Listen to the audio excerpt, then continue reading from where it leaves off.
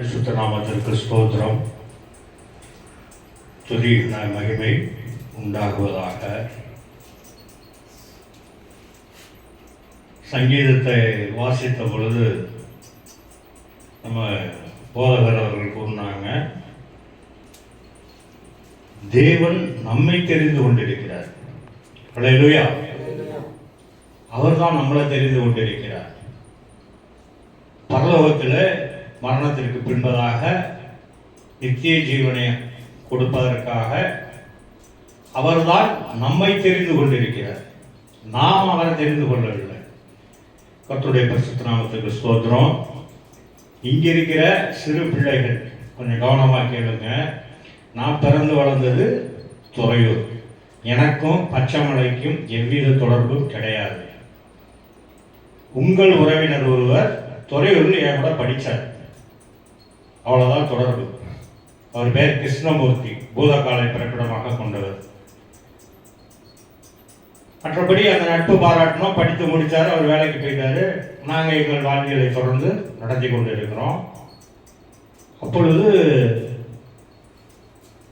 எங்கள் குடும்பத்தில், நடுத்தர குடும்பத்தில் பணம் வந்தால் என்ன நடக்குமோ, ஒரு சில லட்சாதிபதி குடும்பம்னு சொல்லுவாங்க இல்லையா, வியாபாரத்தில் கொஞ்சம் வளர்ச்சி அடைந்தோடனே 3 பேர் கல்யாணம் ஆகுது. மொத்தம் நாங்கள் 7 பேர். முதல் மூத்த 3 நபர்களுக்கு திருமணம் ஆனோன்னா அவன் பிரிஞ்சு போயிட்டான். எங்கள் அப்பா இறக்கன் தருவாயில் கூட இருக்கிறேன். அவரெல்லாம் பைபிள் வாசித்தவர் கிடையாது, படித்தவர், பரிசுத்த வேதாகமத்தை வாசித்தவர் கிடையாது. யார்கிட்டையும் போய் யாக்கோபு ஆசீர்வதிக்கிற போல என்னை ஆசீர்வதிச்சு, சொத்தை கொடு கேட்காத, என் வீட்டுக்குள்ளே போய் கால் வைக்காது. என்னது, என் இறப்புக்கு பின்பதாக நீ கொடுத்த சொத்தெல்லாம் போய் அவன்கிட்ட போய் சண்டை பண்ண மாட்டேன்னு சத்தியம் பண்ணுங்கிறார். அப்போ அவர் கேட்குறாரு, இறப்பதற்கு முன்பாக, என் இடுப்பிலிருந்து பிறந்தவன் 6-7 பேர் ஆச்சு, கண்ணு வைக்கிறப்பெல்லாம் நீ தானே வர்ற, இந்த தேசத்துலேயே இருக்காது, எங்கேயாவது போயிடு. இறந்தும் போயிட்டாரு. எல்லாம் நம்ம கடன் சுமையை நம்ம தலையில் சுமத்துறாங்க. 2002ஆம் ஆண்டு மருந்து குடிக்கிறேன். தென்னை மரத்துக்கு அடிக்க வச்சிருந்த மருந்தை குடிச்சிட்டு செத்து போயிடணும். நான் செத்து இருக்கணும். என்ன நடந்துச்சுன்னா, நம்ம எட்டருமபாலி அருவி அந்த கரையோரம் நான் அமர்ந்து அழுது கொண்டிருப்பேன். அப்ப ஒருவரை கையை பிடிச்சு கூட்டி போறார். பயப்படாதே, நீ சாவதில்லை, உன்னுடைய பெயர் என்ன? பெரிய ஏணி அந்த கரையில இருக்கு. மேல உயரத்துல இருந்து ஒருத்தர் வயதானவர், பயப்படாதே, நீ சாவதில்லை, உன்னுடைய பெயர் என்ன? இறந்திருக்க வேண்டிய நான் மனுஷன் அப்பத்தினால மாத்திரம் இல்லை, அதாவது சோத்தினாலும் காய்கறி கறியினால பிழைக்க மாட்டான், ஜீவனுள்ள தேவனுடைய வார்த்தையால் பிழைப்பான். அந்த வசனம் உண்மை, அந்த வார்த்தை உண்மை. ஆண்டவர் ரட்சகருமான இயேசு கிறிஸ்துவானவர் கூறிய அந்த வார்த்தை உண்மை. எழுந்திருச்சுட்ட என்ன நினைச்சேன்னா, வாழணும்னு கனவு காண்றோம், மருந்தை சரியா கலக்கல, ஏதா விஷத்தை சரியாக அந்த மதுபானத்தில் கலக்கல நம்மன்னு சொல்லி மறுபடியும் 6 மாதம் கழிச்சு நம்ம கோட்டப்பாளையம் ஆர்சி சர்ச்சில் மிகப்பெரிய ஒரு திருவிழா நடக்குது. இந்த இதெல்லாம் கட்டி தேரோட்டம்லாம் ஊற்றுவாங்க, அந்த திருவிழா. அங்கே வந்து குடிச்சிக்கிட்டு இருந்துட்டு காட்டில் போய் உட்காந்து குடிக்கிறது, மருந்து குடிக்க உட்காந்து ஒருத்தர் ஆடு மேய்ச்சிட்டு வந்தார். சாவரத்துக்கு இங்கே இருக்கா வந்து உட்காந்துருக்காரு, சர்ச்சுக்கு போதா கோயிலுக்கு போனார். சாவரத்துக்கு இங்கே இருக்கு வந்து உட்காந்துருக்கேன்னு. நான் நல்லா குடிபோதையில் இருந்தேன். கடுமாரி எழுச்சி போய் பார்க்குறேன், யாருமே இல்லை. இதெல்லாம் என் வாழ்க்கையில் நடந்துச்சு. அங்கே போய் முத அழுகுறேன், முட்டி போட்டு சாக போகிறோன்னா. அன்றைக்கு இரவும் இதே முறை கலந்து குடித்தேன், மதுபானத்தில் விஷத்தை கலந்து குடிச்சிட்டேன். இப்பொழுது மறுபடியும் எங்களுக்குள் தரிசனமாகறாங்க. ஆனால் இந்த பையனை 2 பேரும் கோபமாக சொன்னாங்க, பயந்து நடுங்கி போயிட்டேன். அநேகர் சொல்லுவாங்க, உலகமெங்கும் காணப்போகிறவர்களுக்கு ஆண்டவர் எனக்கு வெளிப்படுத்தினார் அப்படிலாம் பரவசப்படுவாங்க. செகண்டு தான் பயந்து நடுங்கிடுவான் மனுஷன். ஒருத்தவங்களுக்குள்ள வெளிப்பட்டாருன்னா, வார்த்தையாக இறைவன் பிதாவும் குமாரனும் ஒருத்தவங்கள்ட்ட வெளிப்பட்டா பயந்து நடுங்கிடுவாங்க. சவுல் எப்படி போய் பண்டக சாலைக்குள்ள ஒளிஞ்சிருந்தானோ, உப்ரேபுரம் பஸ் நிற்கிற இடத்துல இருக்க ரைஸ் மில் குடோனுக்குள்ள போய் ஒளிஞ்சிருந்தேன், வெளியே வரமாட்டேன். அவ்வாறு இருக்கும்போது தான் கிருஷ்ணமூர்த்தி நமது உறவினர், அவன் இங்கே ஞானஸ்தானம் எடுத்தவன் என்னை காண்கிறான். அவனுக்கு அவர் உணர்த்துறார், ஆண்டவர் கூட்டி கொண்டாந்து விடுறான். விட்ட ஆண்டு 2003ஆம் ஆண்டு ஆடி மாதம் 19ஆம் தேதி. ஏன்னா ஆடி மாதம் 18ஆம் தேதி பெரிய பக்கத்தில் சுந்தர வீட்டில் இரவு தங்குறேன். இங்கெல்லாம் மலையில் ரொம்ப விசேஷமாக கொண்டாடுவாங்க ஆடி 18எல்லாம். ஆடி மாதம் 19ஆம் தேதி கையில் கொடுக்கப்பட்ட அந்த பரிசுத்த வேதாகமத்தை வாசிச்சேன். நானாக தான் சொன்னேன் ஞானஸ்தானம் எடுத்துக்கிறேன்னு. கார்த்திகை மாதம் எனக்கு ஞானஸ்தானம் கொடுத்துட்டாங்க. ஞானஸ்தானம் கொடுக்க நாங்கள் கூட்டிகிட்டு போகிறப்ப சொல்கிறேன், இந்த இடத்தை ஏற்கனவே நான் பார்த்துருக்கேன் பாஸ்டர், இது மாதிரி நடந்துச்சு, பயப்படாதே, நீ சாவல, உங்களுடைய பேர் என்னன்னு 2 பேர் என்னிடத்தில் கேட்டார்கள். எதுக்கு இவ்வளவும் சொல்லிட்டு வரேன் அப்படின்னா, ஆண்டவர் தெரிந்து கொண்டு நம்மளை வழிநடத்தி கொண்டிருக்கிறார். நம்ம சபைக்கு மட்டுமல்ல, ஒட்டுமொத்த தமிழ் மொழி குடும்பத்திற்குமே இங்கிருந்து உபதேசங்கள் செல்ல வேண்டும் என்பது அவருடைய சித்தமாக இருக்கிறது. பிதாவாகிய தேவனுடைய சித்தம் என்பது அதுவாக இருக்கிறது. அதுக்கப்புறம் பரிசுத்த வேதாந்தத்தை கையில் எடுத்துட்டு வட இந்தியா போனேன். பரிசுத்த வேதாந்தமும் புரியல. நிறைய அவமானங்களை சந்திச்சோம். அந்த அவமானங்களை எல்லாம் நம்ம பதிவு பண்ணி வெளியில சொல்ல முடியாது, தனிப்பட்ட முறையில் வேணா சொல்லலாம். அப்போ ஒரு பொருத்தனை பண்ணேன். எங்க சிஎன்ஐ சர்ச் ஃபார் நார்த் இந்தியாங்கிற சர்ச்சில் உபவாசம் இருக்க போகிறேன். மனுஷன் 44 மாத்திரமல்ல, ஜீவனுள்ள தேவனுடைய வார்த்தையாலே பிழைப்பான். காட்டுக்கு போய் 40 நாள் உபவாசம் உட்காந்துருவோம். பைபிள் எனக்கு புரியவில்லை. அழுது பொருத்தனை பண்ணேன். அங்க இருக்கவங்கலாம் வீட்டில் இருக்கவங்க கூட சரியா காசு வேணுமா பணம் வேணுமானாங்க. இல்ல பைபிள் எனக்கு புரியல. எல்லோரும் சிரிச்சாங்க. பிதாவாகிய தேவன் உணர்த்த ஆரம்பித்தார். சிக்ஷைன்னு சொல்லுவாங்க.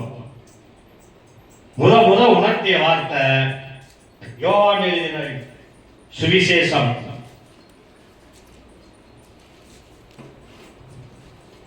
4ஆம் வசனத்திலிருந்து வாசிங்களேன். யோவான் எழுதின சுவிசேஷம், யோவான் எழுதின புஸ்தகம் 1ஆம் அதிகாரம். அவருக்குள் ஜீவன் இருந்தது, அந்த ஜீவன் மனுஷனுக்கு ஒளியாக இருந்தது. அந்த ஒளி இருளிலே பிரகாசிக்கிறது, அந்த ஒளி இருளிலே பிரகாசிக்கிறது. இருளானது அதை பற்றிக் கொள்ளவில்லை, இருளானது அதை பற்றிக் கொள்ளவில்லை. தேவனால் அனுப்பப்பட்ட ஒரு மனுஷன் இருந்தான், தேவனால் அனுப்பப்பட்ட ஒரு மனுஷன் இருந்தான். அவன் பேர் யோவான். அவன் தன்னால் எல்லோரும் விசுவாசிக்கும்படி அந்த ஒளியை குறித்து சாட்சி கொடுக்க சாட்சியாக வந்தான். அவன் அந்த ஒளி அல்ல, அந்த ஒளியை குறித்து சாட்சி கொடுக்க வந்தவனாய் இருந்தான். மொத்தம் 2008ஆம் ஆண்டு ஒரு பழமையான தமிழ் நூல் எனக்கு கிடைக்கப்படுற திருக்குறள் நூல்ல ஒளி என்றால் அறிவு என்று இருந்தது. அல்லேலூயா. ஒளி என்ற சொல்லுக்கு பொருள் என்ன? அறிவு. இப்ப அறிவுனா என்ன தெரியாது அப்ப எனக்கு. அப்ப இங்கே இதே வருது பாருங்க. அவன் அந்த அன்னைக்கு ஒளியை கொடுத்து சாட்சி கொடுக்க வந்தான். உலகத்திலே எந்த மனுஷனையும் பிரகாசிப்பிக்கிற ஒளி அந்த மெய்யான ஒளி. அதுக்கு முன்னாடி பாத்தீங்கன்னா இருளானது அதை பற்றி கொள்ளவில்லை. இருள்னா என்ன? அங்கே அதே புத்தகத்தில் இருந்துச்சு. அஞ்ஞானம், அறியாமை. ஒளி என்றால் அறிவு, இருள் என்றால் அறியாமை. இப்ப இந்த 40 நாள் உபவாசம் இருக்கிற அந்த திட்டத்தை கைவிட்டாச்சு. பரிசுத்த வேதாகமத்தை திரும்ப திரும்ப திரும்ப திரும்ப வாசிக்கிட்டே வர்றோம். அவ்வாறு வாசிக்க வாசிக்க வாசிக்க யோவான் நூலில் இருந்துதான் பரிசுத்த வேதாகமத்தை மெல்ல மெல்ல மெல்ல மெல்ல உணர்த்த ஆரம்பித்தார். ஒளி என்றால் அறிவு. அறிவுனா என்ன அப்படின்னு சொல்லி கேட்டீங்கன்னா, உண்மையை உடனடியாக தெரிந்து கொள்வதும் நினைவாற்றுவோம். அல்லேலூயா. உண்மையை உடனடியாக தெரிந்து கொள்வதும் நினைவாற்றலும். இன்னைக்கு நிறைய சபைகள்ல என்ன செய்யறாங்கன்னா, நினைவாற்றலை மட்டும் வைத்துக் கொண்டு ஆதியாகமத்திலிருந்து வெளிப்படுத்தின வரைக்கும் இருக்கிற ஒத்த வாக்கிய விளக்க வரைகளை எடுத்து வச்சுக்கிட்டு மிகப்பெரிய வெளிச்சத்தை கண்டார்கள் ஒளி அப்படின்னு சொல்லி சிறு சிறு கட்டுக்கதைகளையும் விட்டுக்கதைகளையும் சொல்லி சத்தியத்தை உள்ளது உள்ளபடி கல்வி கற்றவர்களுக்கே உபதேசம் பண்ணாமல் பிரசங்கம் பண்ணாமல் சென்று கொண்டிருக்கிறார்கள். ஒளி என்றால் அறிவு. அறிவு என்றால் உண்மையை உடனடியாக தெரிந்து கொள்வதும் நினைவாற்றலும். உண்மை என்றால் பொறுமை, சத்தியம். இந்த பரிசுத்த வேதாகமத்தில் ஆதியாகமம் முதல் வெளிப்படுத்தின விசேஷம் வரைக்கும் கூறப்பட்டுள்ள இந்த விஷயங்களை பற்றி உண்மையை தெரிந்திருக்க வேண்டும் ஒரு விசுவாசியம். அது தெரியாமல் இருப்பது ஆக்கணி தீர்ப்புக்காக ஏதுவாகிவிடும். இதை எங்க சொல்றாங்க அப்படின்னா, யோவான் எழுதின அதே நூல்ல பாத்தீங்கன்னா 3ஆம் அதிகாரம்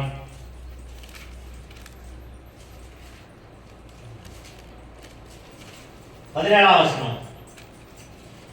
உலகத்தை ம் ஆக்கினைக்குள்ளாக ம். தீர்க்கும்படி ம் தேவன் தம்முடைய ம் குமாரனை உலகத்தில் அனுப்பாமல் ம் அவராலே ம் உலகம் ரட்சிக்கப்படுவதற்காகவே ம் அவரை அனுப்பினார். ம்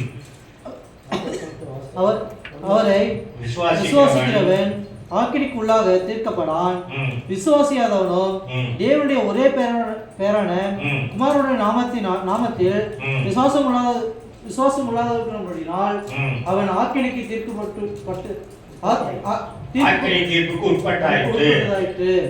ஒளியானது உலகத்திலே வந்திருந்தும் ம் மனுஷனுடைய கிரியைகள் ம் பொல்லாதவைகளுமாய் இருக்கிறபடியால் ம் அவர்கள் ம் ஒளியை பார்க்கிலும் ம் இருளை விரும்புகிறதே ம் அந்த ஆக்கினை தீர்ப்புக்கு ம். காரணமாய் இருக்கிறது.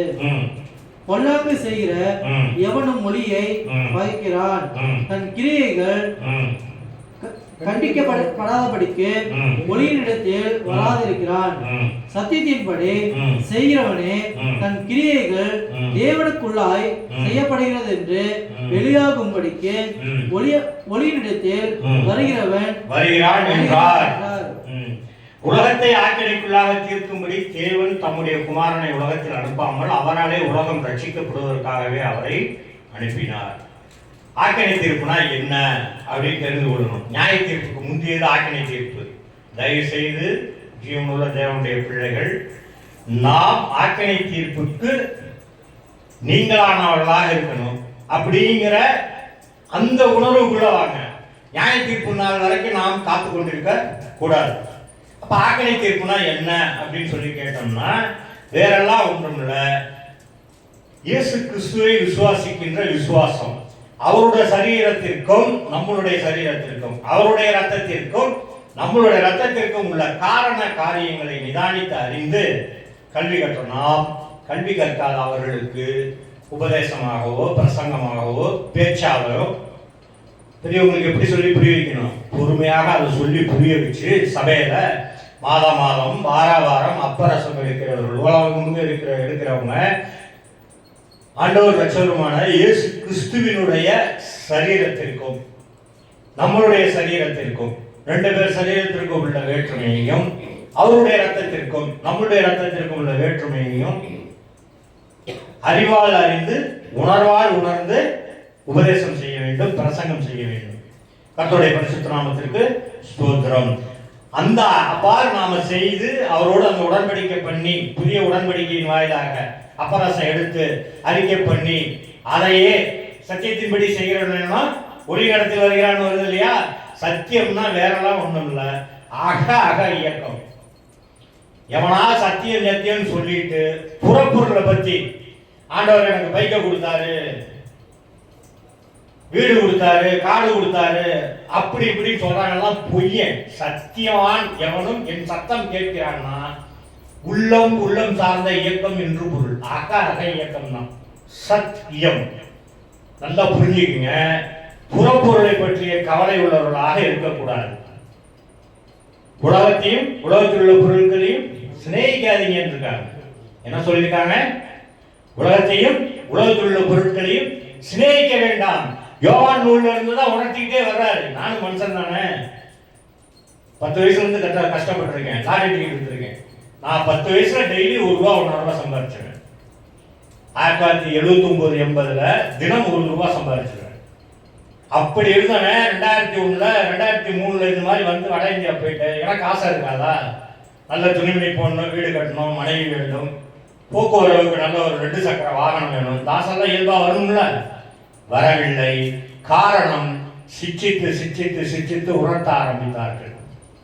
எப்படி உணர்த்தினாங்கன்னா, பண்டைய தமிழ் நூல்கள்ல இருந்து நீதி நூல்கள்ல இருந்து இங்கே கூறப்பட்டிருக்கின்ற அந்த மறைபொருள்களின் வார்த்தைகளின் பொருள் என்ன, அந்த பொருளை நீங்க பொருத்தி பார்க்க ஆதியாகமத்திலிருந்து வெளிப்படுத்தின விசேஷம் வரைக்கும் பிதாவாகிய தேவனின் சித்தம் என்னத்தை அவர் உணர்த்திட்டு வர்றாருங்கிறத எளிமையா புரிந்து கொள்ளலாம். பரிசுத்த வேதாகமத்தை புரிந்து கொள்ள முடியும். உலகமெங்கும் இருக்கிற தமிழ் மொழி குடும்பத்தாருக்கு எங்க சபைக்கும் சொல்லியிருக்கிறேன், நிறைய பேர் சொல்லியிருக்காங்க, எங்க பரிசுத்த வேதாகமத்தை புரிந்து கொள்வது கஷ்டம், IAS IPS படிச்சவங்க கூட புரிஞ்சிக்க முடியாது, இந்த மாதிரிலாம் நிறைய பேர் சொல்லியிருக்காங்க. பரிசுத்த வேதாகமத்தை புரிந்து கொள்ள முடியும்.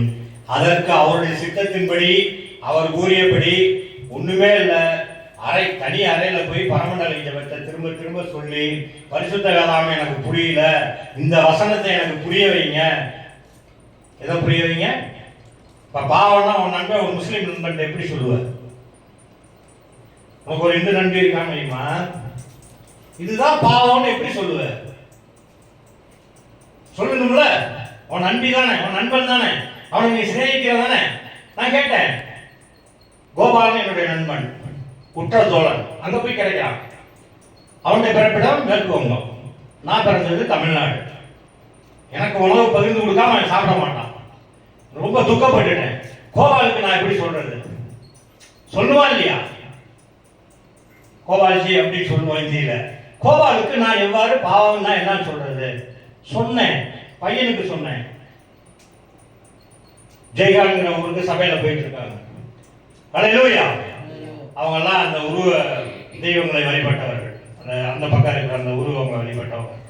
ஏன் அப்படின்னா நாம உண்மையிலே உன்னில் அன்பு கூறுவர்கள் பிறரிடத்தில் அன்பு கூறினார். நான் அவனிடத்தில் அன்பு கூறணும்னு நினைச்சேன். எனக்கே தெரியாத ஒண்ணு அவனுக்கு எப்படி சொல்றது? சும்மா வேத வசனத்தை வைத்துக் கொண்டு இல்ல நீங்கெல்லாம் வந்துட்டு பாவி பாவி பாவி, பாவம்னா என்னன்னு படிச்சவங்களாம் நீங்க என்ன 100% படிச்சவங்க வந்துட்டாங்க. பாவம்னா என்னன்னு அவங்களுக்கு நம்மளால ஏன் சொல்ல முடியல? சுவிசேஷம்னா என்னன்னு ஏன் சொல்ல முடியல? நற்செய்தினா என்னன்னு? நாம் ஆட்களிக்குள்ளாக இருக்கோம்யா, நன்மை தீமை கலந்த வார்த்தை எடுத்து பேசிக்கிட்டு இருக்கோம்யா. மொழிக்கு ஏன் தாய்மொழின்னு வச்சான்? தந்தை மொழின்னு வைத்திருக்கலாம் அல்லவா? முதல் பெண் நன்மை தீமை கலந்த வார்த்தை எடுத்து பேசணும். அதனாலதான் தாய்மொழின்னு வைத்திருக்காங்க. அல்லேலூயா. தாய்மொழின்னு எதுக்கு வச்சிருக்காங்க? முதல் பெண் நன்மை தீமை கலந்த வார்த்தையை பேசினதுனால, கீழ்ப்படியாமையினால, பெண் கீழ்ப்படியாமையினால, ஆணும் அவளோட சேர்ந்து போனதுனால இசைந்து இருந்தவர்கள் இணைந்து கொண்டார்கள். திருமணம் ஆனவங்களுக்கு தெரியும். எபேசியருக்கு கடிதத்தில் வரும் இந்த ரகசியம் பெரிது. எந்த ரகசியம் பெரிது? நான் கிறிஸ்துவின் சபையை பற்றி கூறினேன். இவற்றையெல்லாம் படிப்படிப்படியா உணர்த்தி கொண்டே வருகிறார். முதல்ல யோவான்ல ஆரம்பிச்சவரு அப்படியே வெளிப்படுத்தின விசேஷம் வரைக்கும் கொண்டு போயிட்டு அங்கிருந்து முதல் பக்கம் கொண்டாடுறாரு. ஆதியாகமத்திலிருந்து வெளிப்படுத்தி வெளிப்படுத்தி வெளிப்படுத்தி, ஓ பரிசுத்த வேதாகம் என்றால் இதுதான். இவ்வளவு தூரம் ஏன் கூறுகிறேன் என்றால், நியாய தீர்ப்பு நாளில் நல்லா தெரிஞ்சுக்கங்க, முதல் நியாயம் விசாரிக்கப்பட போகின்ற சபை தமிழ் மொழி குடும்பத்தை சேர்ந்த சபை, அதுவும் நம்ம சபை தான். தயவு செய்து உங்களுக்கு சின்ன பிள்ளைங்களுக்கு எதிர்காலத்தை குறித்த சிந்தனைலாம் இருக்கும், இல்லை என்று கூற மறுக்கவில்லை. அவற்றெல்லாம் ஒரு பக்கம் வைத்து விட்டு சத்தியத்தில் வளருங்கள், வர்த்தித்து விருத்தியாகுங்கள், அவற்றை அறியவும் உணரவும் தலைப்படுங்கள். அதெல்லாம் சொல்லிக்கிட்டே வருவார் அவர். பார்த்தீங்கன்னா அதே யோவான் எழுதுனதுல 8வது எடுங்களேன், 8வது அதிகாரம்,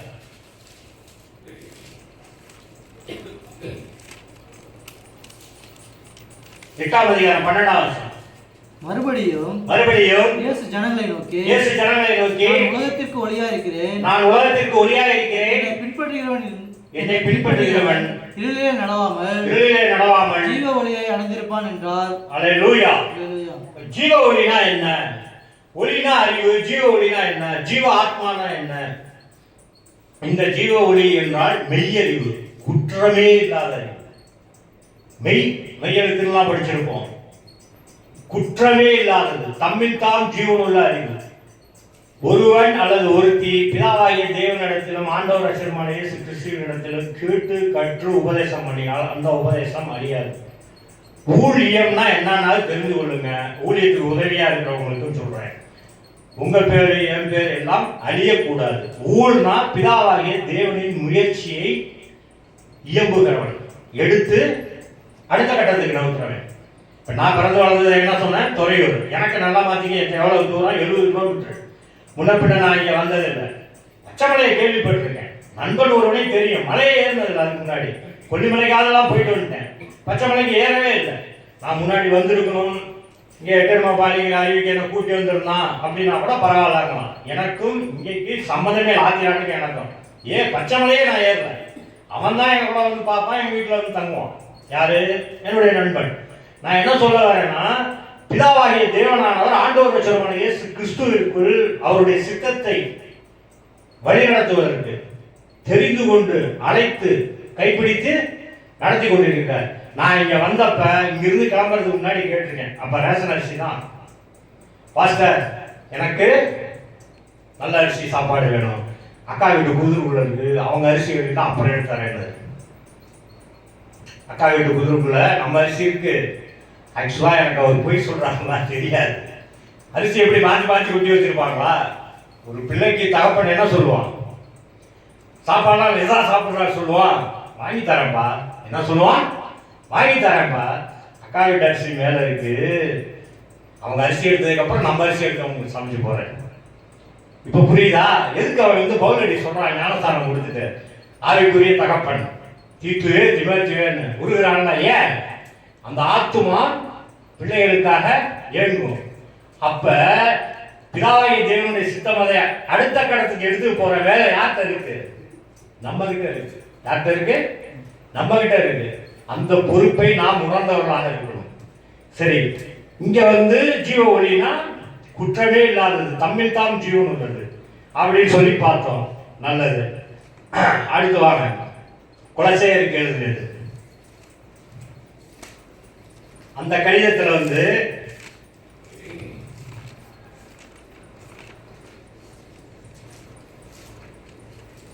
ஒன்றாம் அதிகாரம்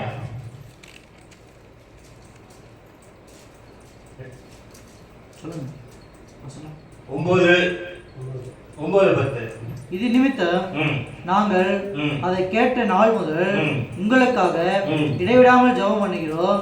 நீங்கள் எல்லா ஞானத்தோடும் ஆவிக்குரிய விவேகத்தோடும் அவருடைய சித்தத்தை அறிகிற அறிவினாலே நிரப்பப்படவும் சகலவித நற்கிரிகளுமாகிய கனிகளை தந்து தேவனை அறிகிற அறிவில் விருத்தி அடைந்து கர்த்தருக்கு பிரியம் உண்டாக அவருக்கு பாத்திரமாய் நடந்து கொள்வோம். என்ன சொல்றாரு? இது நிமித்தம் நாங்கள் அதை கேள்விப்பட்ட நாள் முதல் உங்களுக்காக இடைவிடாமல் ஜெபம் பண்ணுகிறோம். நீங்கள் எல்லா ஞானத்தோடும் ஆவிக்குரிய விவேகத்தோடும் அவருடைய சித்தத்தை அறிகிற அறிவினாலே. ஒளி என்றால் அறிவு, ஜீவ ஒளி என்றால் அறியவே அறியாத தம்மில் தாம் ஜீவனுள்ள அறிவு. இங்கு அவரை அறிகின்ற அறிவிலேயும் உணர்விலேயும் வர்த்தித்து விருத்தியாக வேண்டும் என்கிறார். அதாவது அவரை பற்றியும் பிதாவையும் குமாரனுக்கும் உள்ள வேறுபாட்டையும் அறிய வேண்டும். இயேசு கிறிஸ்துவுக்கும் பிதாவாகிய தேவனுக்குள்ள வேற்றுமையை அறிய வேண்டும். எப்படி அதை தெரிஞ்சுக்கிறது? பரிசுத்த வேதாகமத்தை திரும்ப திரும்ப திரும்ப திரும்ப வாசிச்சுக்கிட்டே இருக்கணும், வாசித்து கொண்டே இருக்கணும். நம்ம கல்வி கட்டுறது நம்ம வந்து நாம நினைச்சிட்டு இருப்போம், நான் போனேன் பள்ளிக்கூடத்துக்கு, அது பிதாவாகிய தேவனுடைய சித்தம். நல்ல கல்வியை பெற்றிருக்கோம் இல்லையா?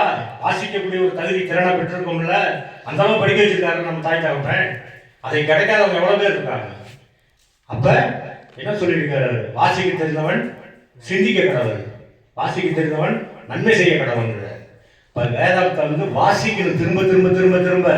இது நம்ம சபையாருக்கு மட்டும் சொல்லல, எனது திறமை தமிழ் மொழி குடும்பத்தாரே திரும்ப திரும்ப பரிசுத்த வேதாகமத்தை வாசிக்கணும். நிறைய பேர் என்ன தெரியுமா சொல்லுவாங்க? என்ன சொல்லியிருக்காங்க? நேரமே இல்லையா. என்னையா? நேரமே இல்லையா.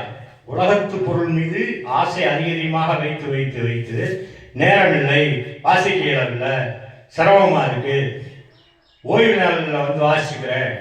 எப்ப இளமையில வாசித்து உபாசத்தை வாசிக்காதவங்கன்னா தங்களுடைய அந்திம காலத்தில் வாசித்து பரிசுத்த வேதாகமத்தை புரிந்து கொள்ள போகிறார்களா? கிடையாது. கர்த்தருடைய பரிசுத்த நாமத்துக்கு ஸ்தோத்திரம், துதி கன மகிமை உண்டாவதாக. இந்த வார்த்தைகள் எல்லாம் உங்களுடைய உள்ளங்களில் முதல் தங்கணும். நீங்க நான் எல்லாம் அடுத்த கட்ட நகர்வுக்கு நகர வேண்டும். இந்த சபையிலிருந்து நிறைய வேலை இருக்கு.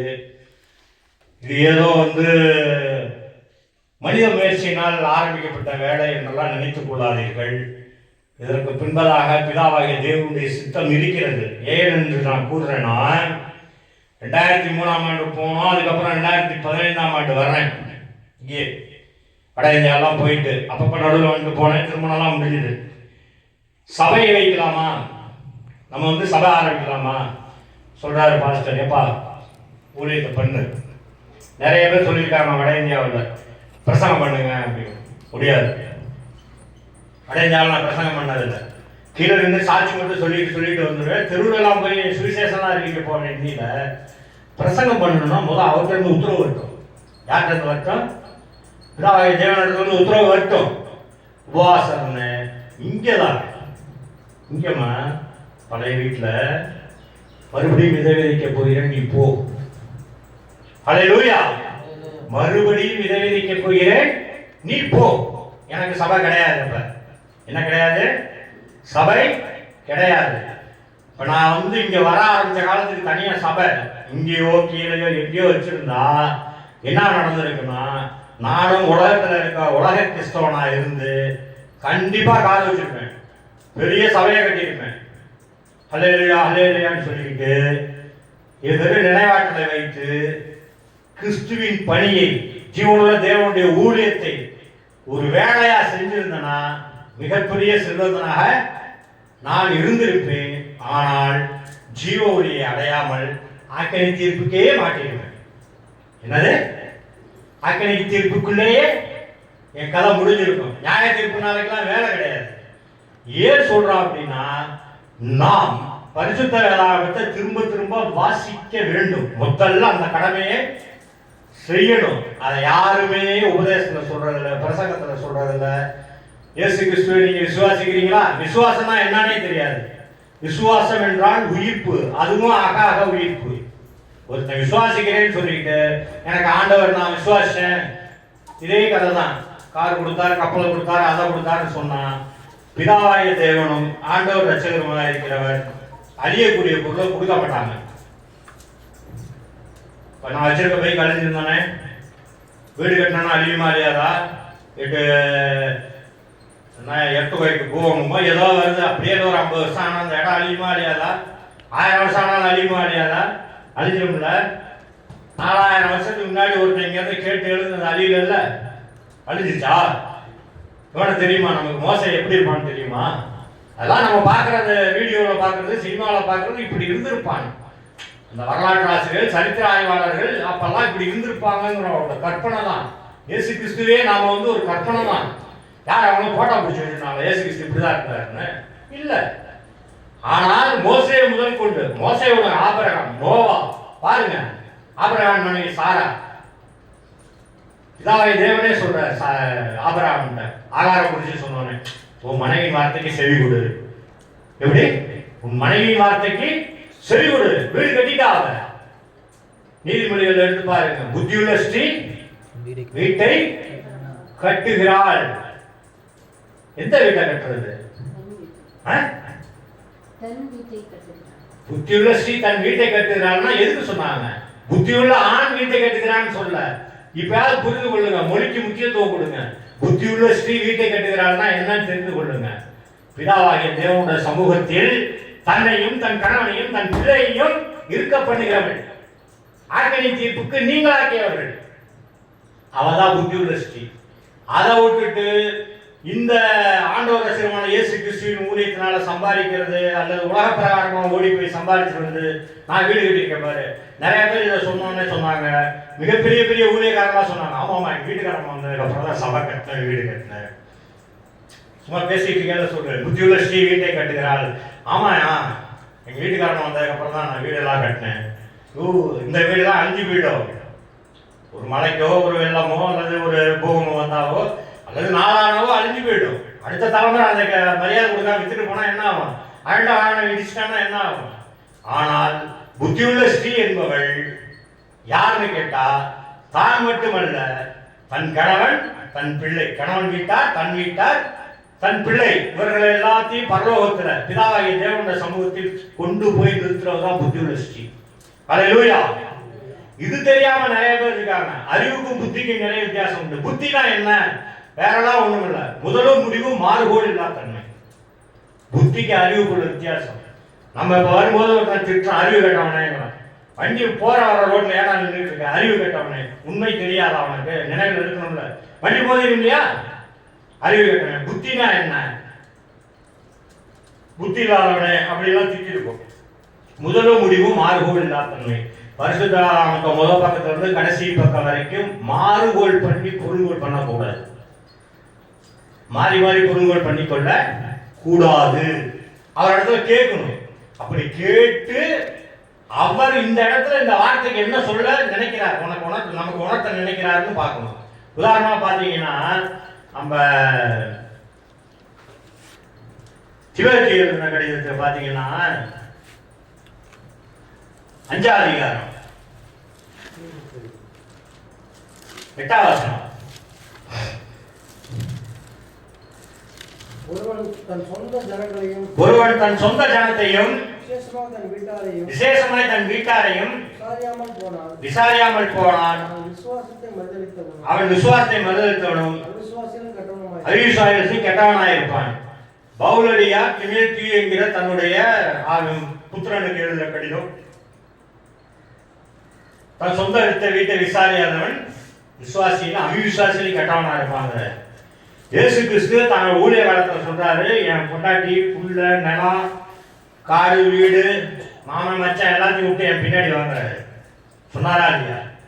இப்ப அவருக்கு சீரனா இருந்த ஒருத்தர் சொல்றான் சொந்த வீட்டை விசாரினா இந்த வசனத்துக்கு என்ன அர்த்தம்? என்னமா அர்த்தம்? புத்தியுள்ள ஸ்ரீ தன் வீட்டை கட்டுகிறாள் அப்படின்னு சொன்னா, புத்தியுள்ள ஸ்ரீ எவ்வாறு வீட்டை கட்டுகிறாள் அப்படின்னு சொன்னா ஊழியக்காரர்கள் உடல் மூலியமா பயணிச்சு வர்றாங்க. நம்ம எங்க செல்வியம்மா இருக்குன்னா அவங்க வேதாந்தத்தை ஆராய்ச்சி பண்ணி அதெல்லாம் இல்லை, சொல்றதை கேட்டுக்கிறாங்க. உடன் பயணித்து வர்றாங்கல்ல, இன்பமோ துன்பமோ கஷ்டமோ நஷ்டமோ வந்துகிட்டே இருக்காங்க இல்லையா? சோறு போட்டுருக்காங்களா இல்லையா? வேற அழிய விடுவோமா? அழிய விட மாட்டோம்ல. புத்தியுள்ள ஸ்ரீ தன் வீட்டை கட்டுகிறாள். இந்த இடத்துல வந்து சொந்த வீட்டை விசாரியாதவனும் விசுவாசத்தை மறுதலித்தனும் அவிசுவாசியும் கெட்டவன் ஆயிருப்பான். சொந்த வீடு. இயேசு கிறிஸ்து என்ன சொல்லியிருக்காரு? ஒருத்தன் எனக்கு ஊழியம் செய்யணும்னா சீடனா இருக்கிறா எல்லாத்தையும் விட்டுடுவாங்க, இங்க ஏன் விசாரிக்க சொல்றாரு? அது கிடையாது. இந்த இடத்துல அவர் உணர்த்த வந்த விஷயம் என்னன்னா மொழி குடும்பம். அல்லேலூயா. மொழி குடும்பத்தை விசாரிக்கிறாரு. வீடுங்கிறதுக்கு இந்த வீடுங்கிற வார்த்தை இங்க இன்னமும் இருக்கு. எங்க? பச்சைமலையும் சரி, மற்றபடி கல்ராயன் மலை, கொல்லிமலை எல்லா இடத்துலையும் இங்க இருக்கிற வாழ்கின்ற மக்களுக்கு வீட்டின் அடிப்படையில் தான் மாமன் மச்சான் வீடு பங்காளி வீடு இருக்கு இல்லையா? மொழி குடும்பத்தை விசாரிக்கிறாரு. அந்த மொழி குடும்பத்தை விசாரித்தால்தான் நீதிமொழிகளே சொல்லிட்டு போயிருக்காரு. பிதாவாகிய தேவனானவர் என்ன சொல்லிருக்காரு? வீடு ஆஸ்தியும் பிதாக்கள் வைக்கும் சுதந்திரம். வீடு ஆஸ்தியும் பிதாக்கள் வைக்கும் சுதந்திரம். அதே நீதிமொழிகள் வரும். செல்வம் நிலை இல்லாதது, ஒண்ணுக்கொண்டு முரணாருக்கே கிடையாது. வீடு ஆஸ்தியும் மொழியை தாறுமாறாக்கினாங்கல்ல, அதை செம்மொழியாக்கி அதற்கான கல்வி பயிலக்கூடிய ஆவணங்களை எல்லாம் சேர்த்து வச்சுட்டு போனாங்க நம்ம முன்னோர். வீடு மாசி பிதாக்கள் வைக்கும் சுதந்திரம். அப்ப நம்ம மொழி குடும்பத்தை விசாரிக்கணும். தயவு பண்ணி இந்த வீடியோ பார்க்கிறவங்க இனிமேலாவது ஆங்கிலம் எபிரேயெல்லாம் சொல்லிக்கிட்டு இருக்காதீங்க. உங்களுடைய ஆற்றலை வீணா செலவு பண்ணாதீங்க. ஆங்கிலத்தில் எப்படி இருக்கிறது? நிறைய பேரை பார்த்துருக்கேன். ஆங்கிலத்திலிருந்து தான் தமிழுக்கு வந்தது. சென்னையில் இருக்கவங்களுக்கு வேலையே இதுதான். எபிரேய மொழிக்கு அவர் என்ன சொல்லியிருக்காருன்னா, மத்தேயு மார்க்கு லூக்காவில் ஒரு வசனம் வரும், உங்களுடைய வீடு உங்களுக்கு பாழாக்கி விடப்படணும். லூக்காவில் மட்டும் இருக்கும் பாஸ்டர். அது எபிரேய மொழி குடும்பத்தாருக்கு சபித்து விட்டார். ஒட்டுமொத்த இஸ்ரேலுடையும் உங்க மொழி குடும்பம் உங்கள் வீடு உங்களுக்கு பாழாக்கி விடப்படும் இருக்கும் ஒரு வசனம் இருக்கும். கர்த்தருடைய பரிசுத்த நாமத்துக்கு ஸ்தோத்திரம், துதி கன மகிமை உண்டாகுவதாக. இந்த வார்த்தைகள் எல்லாம் உங்களுடைய உள்ளங்களிலும் இல்லங்களிலும் தங்கி மறுமைக்கு பயன் கொடுக்கக்கூடியதாக இருக்கணும். இன்மைக்கான பயன் மட்டுமல்ல, மறுமையில் நாம் ஆக்கினை தீர்ப்புக்கே ஏதுவானவர்களாக அல்லாமல், இங்கே இப்படி ஒரு ஊழியம் நடந்தது, இங்கே ஒரு ஊழியக்காரன் இப்படி இருந்தான் அப்படின்னு சொல்லி எப்படி நம்ம பவுலடியை பற்றி பேசுகிறோமோ, பண்டைய தமிழ் பரிசுத்தவான்களை எல்லாம் பேசுகிறோமோ, மொழிக்காக பாடுபட்டவங்களாம் பரிசுத்தவான்கள், மொழிக்காக பாடுபட்டவர்கள் எல்லாம் பரிசுத்தவான்கள். பரிசுத்தவான்களின் மொழியினாலே அறியப்படும்னு தானியேல் புத்தகத்தில் வரும். ஆகையால நம்மளுடைய சபையானது உலகத்திற்கு விளக்காக ஒளியை அறிவிக்கின்ற சபையாக இங்க எல்லாரும் வரணும். அதற்காக ஜெபம் பண்ணுங்க. நாம தான் அதை அறிவிச்சு கொண்டிருக்கிறோம். நிறைய மாற்றங்கள் மெல்ல மெல்ல உண்டாயிட்டு இருக்கிறது. கர்த்தருடைய பரிசுத்த நாமத்துக்கு ஸ்தோத்திரம், துதி கன மகிமை உண்டாவதாக. அல்லேலூயா. ஸ்தோத்திரம். ஆண்டவரே, அப்பா பிதாவே, உம்மை நன்றோட ஸ்தோத்திரிக்கிறேன், துதிக்கிறேன், மகிமைப்படுத்துகிறேன். துதி கன மகிமையெல்லாம் பரிசுத்த ஓய்வு நாளில் ஏறெடுக்கிறோம் கர்த்தாவே. துதியில் மத்தியில் வாசம் செய்கிறவரே, அன்பு நிறைந்தவரே, அருள் நிறைந்தவரே, நன்றி நன்றி நன்றி ஆண்டவரே. ஒப்பில்லாதவரே, உண்மை இல்லாதவரே, நிகாணம் இல்லாதவரே, தேவரே, இயற்கை முற்றோலில் வாசம் பண்ணுகிறவரே, யாரும் சேரக்கூடாதவரில் வாசம் பண்ணுகிறார். மகா கிருபையும் இரக்கமும் மன உருக்கம் நீடி சாந்தமும் தயவும் நிறைந்த எங்கள் பரமபிதாவே, உபதேசம் செய்யப்பட்ட இந்த வார்த்தைகள் ஆண்டவரை பிள்ளைகளையும் சென்றடையத்தக்கதாக உங்களுடைய ஆசீர்வாதத்தை கட்டளிடுங்க. பச்சைமலையில் உள்ள ஒவ்வொருவரும் ஆண்டவரை ரட்சிக்கப்பட வேண்டும், உலகத்தில் உள்ள ஒவ்வொருவருமே ரட்சிக்கப்பட வேண்டும் என்பது உங்களுடைய சுத்தமாக இருக்கிறது கர்த்தாவே. அறியாமையினால் அவர்கள் இவர்களை பின்பற்றி செல்கிறார்கள் தேவனே. அவர்கள் உண்மை அறிகின்ற அறிவிலையும் உணர்வுகளையும் வர்த்தித்து விருத்தியாகி தேவனே ஆக்கினை தீர்ப்புக்கு நீங்களாகி தேவனை நியாய தீர்ப்பு முன்பதாகவே முதலாம் உயிர்த்தெழுதலை பங்கடைந்து உமக்கேற்ற கனிகளை தர வேண்டுமாய் இங்கே வந்திருக்கிற பிள்ளைகளையும் இந்த உபதேசத்தை கேட்கின்ற பிள்ளைகளையும் ஆசீர்வதிக்க வேண்டுமாய் நேரத்தில் விண்ணப்பங்களை ஏறெடுக்கிறேன். மலையில் உள்ள ஒவ்வொருவரும் சகித்து செய்கின்ற அத்துணை வேலைகளும் ஆசீர்வாதங்கள் கையிருக்கட்டும் கர்த்தாவே. தேவனே, எங்கள் உம்முடைய பரிசுத்த பிள்ளையாக கர்த்தராக நன்மை தீமை கலக்கல்லாத ஆண்டவர் ரட்சகருமான இயேசு கிறிஸ்துவின் நாமத்தினால் ஜெபிக்கிறேன். எங்கள் ஜெபம் கேளும் நல்ல பிதாவே. ஆமென். ஹல்லேலூயா. பரமண்டலத்தின் பிதாவே, நாம் பரிசுத்தப்பட